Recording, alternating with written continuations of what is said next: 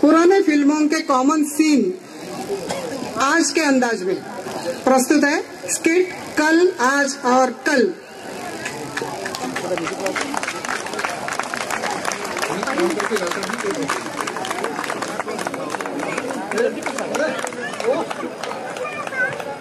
अभी म्यूजिक लगाई नहीं।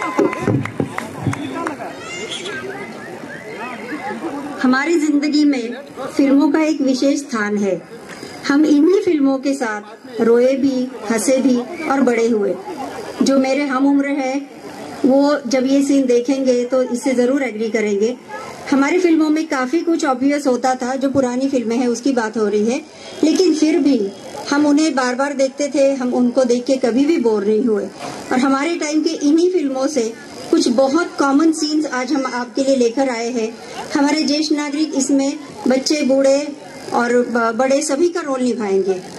हमारे पास ज्यादा सेट्स नहीं है और कुछ भी नहीं है एक्चुअली। फिर भी हम आशा करते हैं कि आप इसे जरूर एंजॉय करेंगे। हमारे सारे एक्टर्स प्रोफेशनल भी नहीं है, इसलिए अगर कुछ गलती होती है तो पहले से ही माफी मांगते हैं आपसे। शुरू करते हैं आज का हमारी बॉलीवुड की फिल्म कल आज और कल। जस्ट एक मिनट रुक जाइए।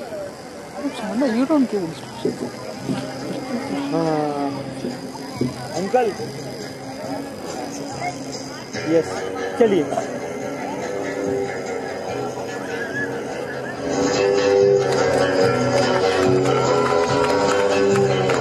पेश है आज की फिल्म कल आज और कल।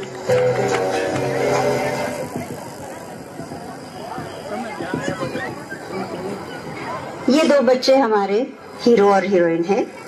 हीरो हमारा जय और हीरोइन शोभा। अभी बच्चे हैं, एक दूसरे से बहुत ज्यादा लगाव है और शाम को नदी किनारे घूमने आए हैं।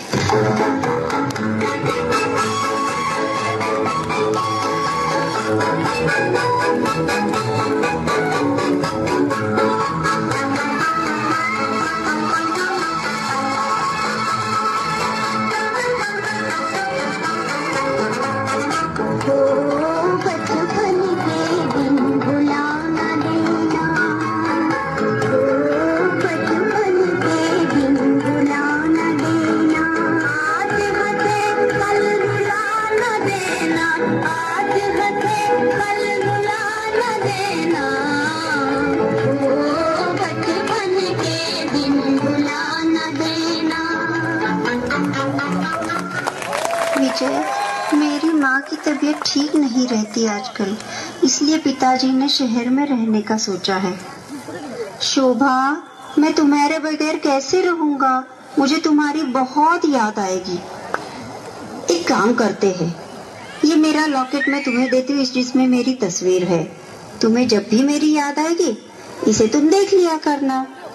मैं भी अपना लॉकेट तुम्हें देता हूँ, मेरी भी तस्वीर है, तुम भी मुझे याद कर लेना। इसके बाद दोनों बच्चे लॉकेट एक्सचेंज करते हैं और अपने अपने घर चले जाते हैं।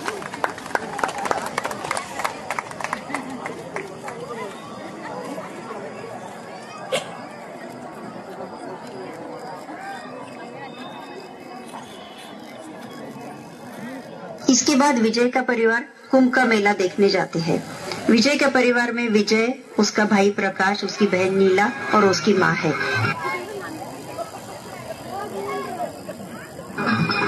माँ कहती, बच्चों वहाँ पे बहुत ज्यादा भीड़ होती है, एक दूसरे का हाथ बिल्कुल नहीं छोड़ना, हाथ पकड़ के रखना और साथ साथ ही रहना, कहीं नहीं जाना।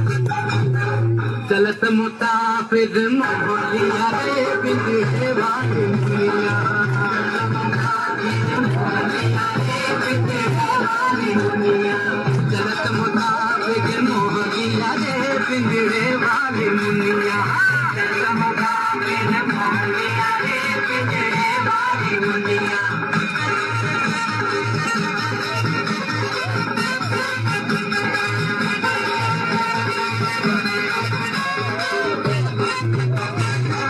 उड़ उड़ बैठी हलवैया तो कनिया, उड़ उड़ बैठी हलवैया, उड़ उड़ बैठी हलवैया तो कनिया, बर्फी के सब रस ले लिया रे बिंदे वाले मुनिया, बर्फी के सब रस ले लिया रे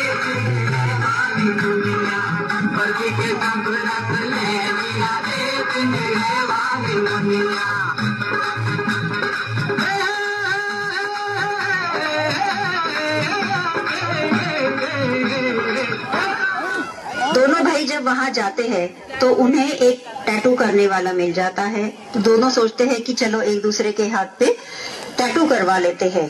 तो अपने अपने नाम वो गुनवा लेते हैं।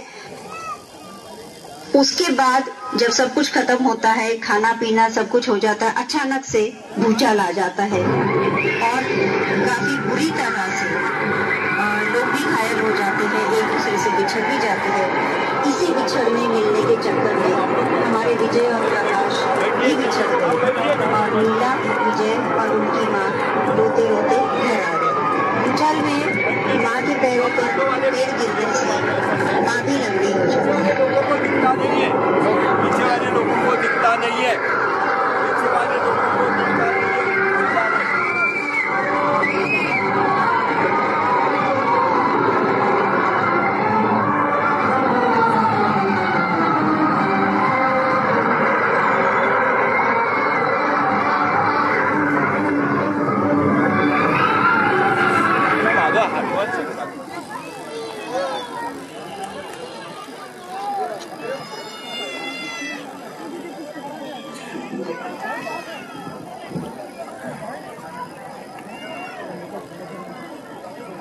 भूचाल से जैसे विजय के परिवार पर पहाड़ टूट पड़ा। विजय की माँ दूसरों के घरों में बर्तन साफ करके और कपड़े सिल के अपने परिवार का पेट जैसे तैसे करके पाल रही थी, लेकिन इन सब में उसने विजय की पढ़ाई के साथ कोई कमी नहीं आने दी। इसी तरह 15 साल गुजर गए और एक दिन माँ, मेरा रिजल्ट आ गया। मैं बीए में फर्स्ट क्लास फर्स्ट आया हूँ।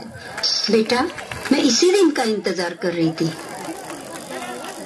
बस अब एक अच्छी सी नौकरी लग जाए तो हमारे बुरे दिन चले जाएंगे। अब भगवान की कृपा से हमारे अच्छे दिन फिर से लौट आएंगे। देखो, हमेशा रात नहीं रहती है, हर रात के बाद एक सुबह भी आती है। भैया, माँ को मालूम था कि आप बहुत अच्छे नंबरों से पास होंगे, इसीलिए माँ ने पहले से ही आपका मनपसंद गाजर का हलवा बना के रखा है। माँ, तुम कितनी अच्छी हो।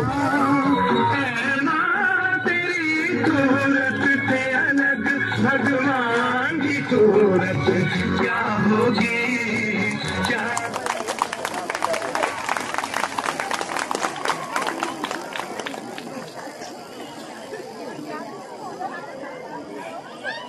थोड़े दिनों बाद राखी का त्योहार आया। नीला कहती है, भैया मैं इस बार तो आपको जाने दे रही हूँ, लेकिन अगली राखी पर मुझे चांदी की पायल चाहिए। बहना, अगले साल तो तुझे डोली में बिठाकर विदा करने का इरादा है, तो पायल क्या, मैं तो तुझे सोने का हार दिलवाऊंगा। छोटी बहन को ना भुलाना भैया मेरे।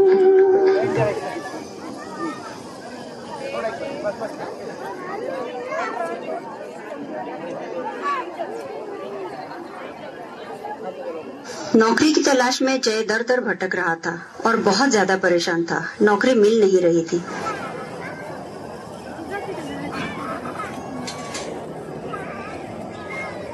तभी उसे किसी ने कहा कि फीनिक्स में एक मैनेजर की वैकेंसी है, तो वो फीनिक्स मॉल पहुंच जाता है। क्या आपके पास किसी की सिफारिश है? जी नहीं। कोई एक्सपीरियंस सर्टिफिकेट? जी नहीं सर। तो आपको ये नौकरी मिल नहीं सकते। सर, मुझे नौकरी के बिना एक्सपीरियंस कैसे मिलेगा, और जब तक एक्सपीरियंस नहीं है तो आप कहते हैं नौकरी नहीं मिलेगी। ऐसा कब तक चलेगा? सर, आप मेरी सर्टिफिकेट देखिए, मैं बीए में फर्स्ट क्लास फर्स्ट आया हूँ। बहुत मेहनत से नौकरी करूंगा, पूरा मन लगा के काम करूंगा, आपको कभी शिकायत का मौका नहीं दूंगा। मिस्टर जय, हम आपकी ईमानदारी और लगन से खुश हुए। आप कल से काम पर आ जाइए। Thank you sir.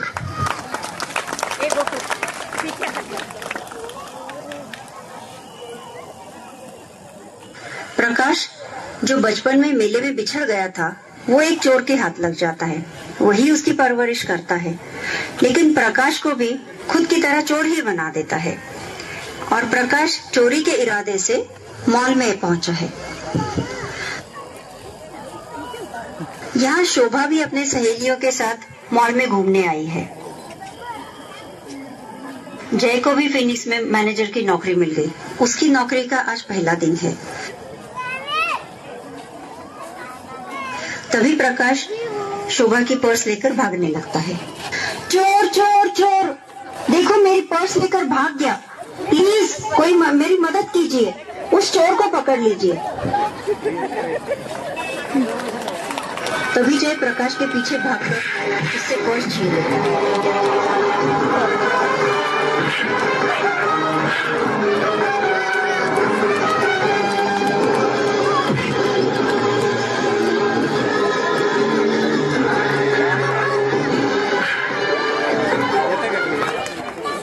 भाई, इस तरह गलत रास्ते से कमाई हुई दौलत कभी रास नहीं आती। जवान हो, मेहनत करो और अपनी जरूरतें पूरी करो। चल चल, बड़ा आया नसीहतें देने वाला, मेरा माल वापस कर। नहीं, मैं नहीं दूंगा।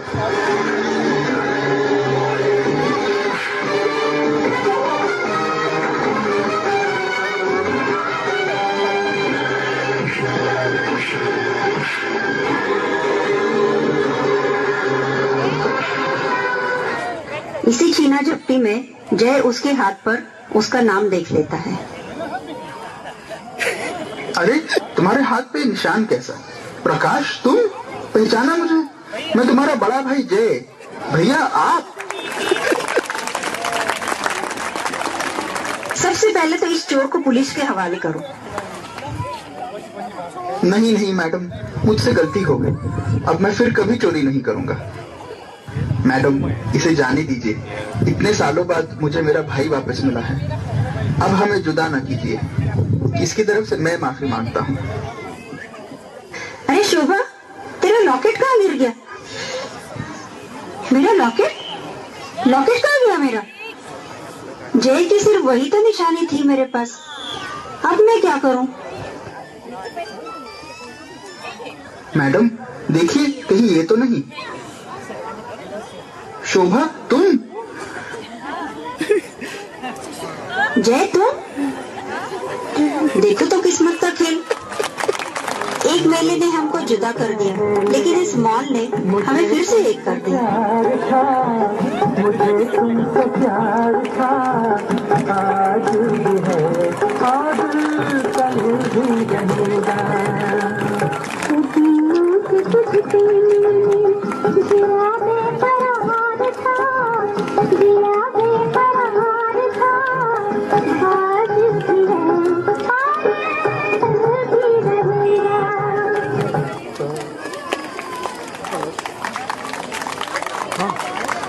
माँ, देखो मैं किसे लाया हूँ। ये है प्रकाश और ये शोभा। बेटा, भैया। भैया, अब भाभी को अपने घर ले आओ।